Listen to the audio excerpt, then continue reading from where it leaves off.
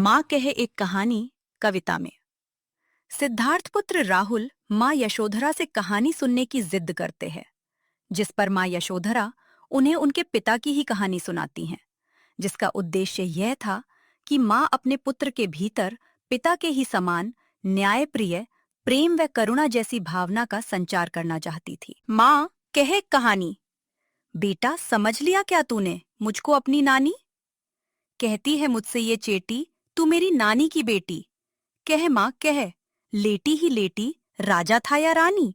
राजा था या रानी? माँ कह एक कहानी। व्याख्या। उपरोक्त पंक्तियों में सिद्धार्थ पुत्र राहुल अपनी माँ यशोधरा से कहानी सुनाने की जिद करते हुए कहता है कि माँ उसे एक कहानी सुना दे। इस पर यशोधरा बालक को डांटते हुए कहती हैं कि क्या उसने यशोधरा को अपनी नानी समझ लिया है। कहने का तात्पर्य यह है कि बचपन में अक्सर नानी ही बच्चों को कहानी सुनाया करती हैं, जिस वजह से यशोधरा भी राहुल से यह वाक्य कहती हैं। बालक कहता है कि उसे तो दासी ने बताया है कि वह उसकी नानी की बेटी है, इसलिए वह जैसी लेटी हुई है वैसे ही लेटे लेटे कोई कहानी सुना दे। वह कोई ऐसी कहानी सुना दे जिसमें कोई राजा या रानी हो। तू है हठी मानधन मेरे, सुन उपवन में बड़े सबेरे, तात भ्रमण करते थे तेरे, जहां सुरभि मनमानी। जहां सुरभि मनमानी? हाँ माँ, यही कहानी। भाव। उपरोक्त पंक्तियों में यशोधरा पुत्र राहुल की जिद को पूरा करने के लिए उसके पिता सिद्धार्थ की ही कहानी सुनाने लगती हैं और राहुल को भी उस कहानी को सुनने का मन हो जाता है। व्याख्या। यशोधरा पुत्र राहुल से कहती हैं कि वह बड़ा जिद्दी है, परंतु वह ही उसके सम्मान की पूंजी भी है। यह कहकर यशोधरा पुत्र राहुल को कहानी सुनाने लगती है कि उसके पिता बहुत प्रातःकाल में ही बगीचे में भ्रमण करते थे। वहां बगीचे में मन के अनुकूल सुगंधित हवा बहती थी। राहुल भी माँ की बात दोहराते हुए कहते हैं कि मन को अच्छी लगने वाली सुगंधित हवा बह रही थी। हाँ माँ, यही कहानी सुना दे। वर्ण वर्ण के फूल खिले थे, झलमल कर हिमबिंदु झिले थे, हल्के झोंके हिले मिले थे, लहराता था पानी। लहराता था पानी? हाँ हाँ, यही कहानी। भाव। उपरोक्त पंक्तियों में यशोधरा राहुल को बगीचे की सुंदरता बतला रही है, जिसे सुनना राहुल को बहुत पसंद आ रहा है।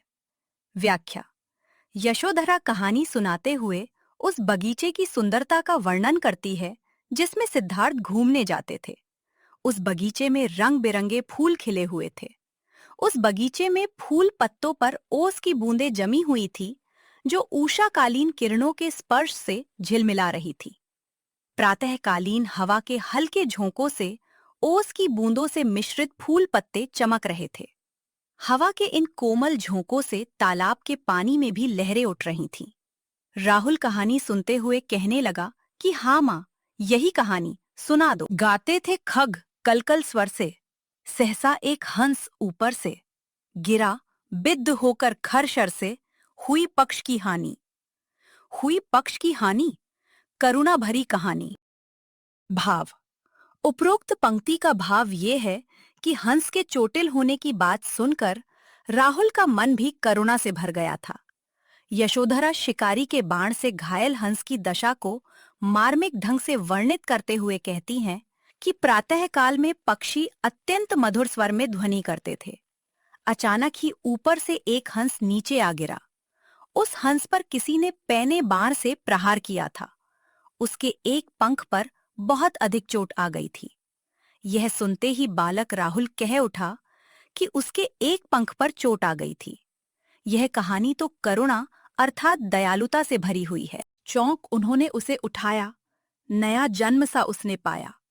इतने में आखेटक आया, लक्ष्य सिद्धि का मानी। लक्ष्य सिद्धि का मानी? कोमल कठिन कहानी। भाव।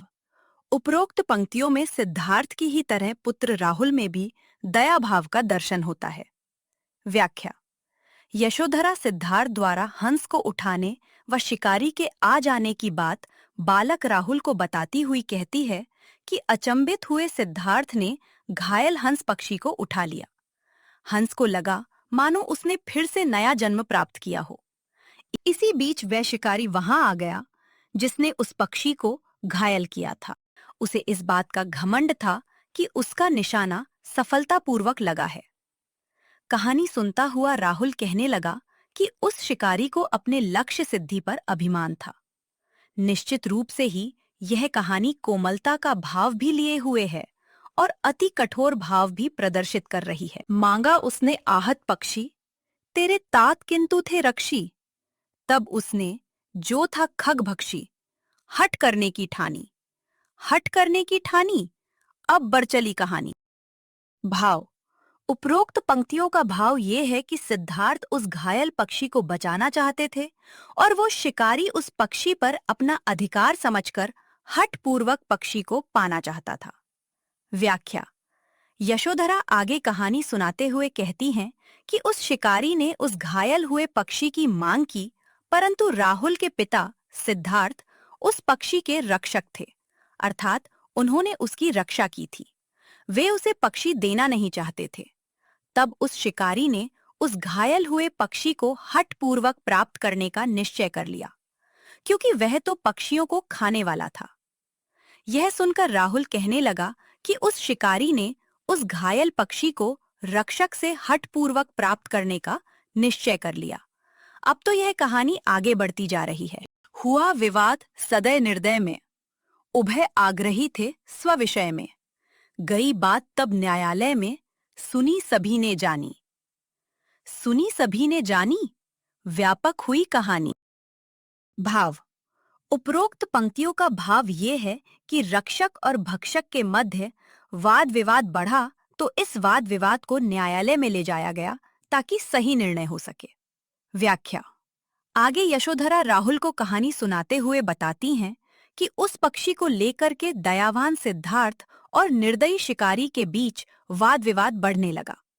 दोनों ही अपने अपने विषय पर अथवा अपने अपने पक्ष में अडिग थे।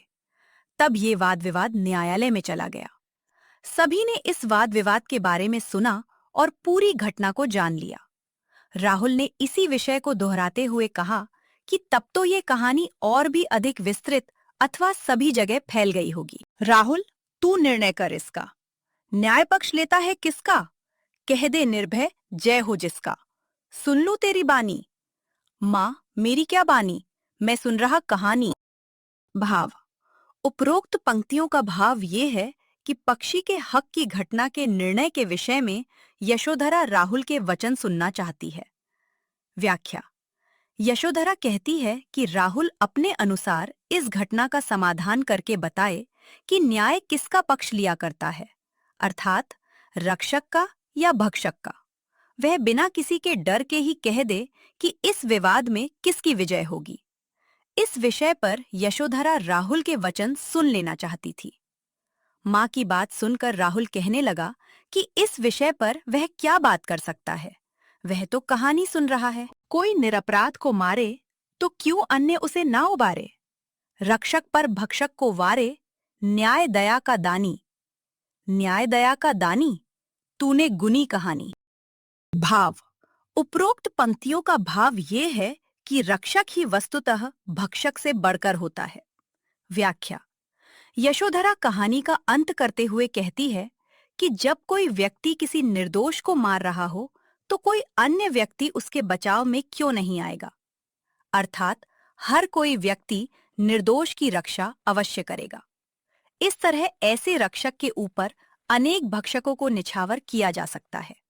कहने का अभिप्राय ये है कि भक्षक से रक्षक श्रेष्ठ होता है। न्याय देने वाला दयावान भी श्रेष्ठ होता है। राहुल ने ये सब सुना कि न्याय देने वाला दयावान श्रेष्ठ होता है। तब उसकी माँ यशोधरा कहने लगी कि अब तो निश्चय ही तुमने कहानी के वास्तविक अर्थ को ठीक तरह से समझ लिया है।